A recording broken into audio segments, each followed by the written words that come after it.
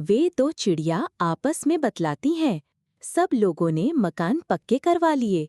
हम अब कहाँ पर घोंसला बनाएं? पहले तो कच्चे मकान हुआ करते थे, लेकिन तभी एक मनुष्य उनकी बातें समझ लेता है।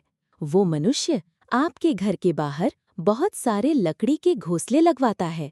फिर अचानक वो चिड़िया एक दिन उड़ती हुई जा रही थी। एक चिड़िया की नज़र लकड़ी के घोंसले पर पड़ती है जो उस मनुष्य के घर के बाहर थे। फिर वो दोनों चिड़िया घोंसले में आराम करती है और वहीं रहने लग जाती है।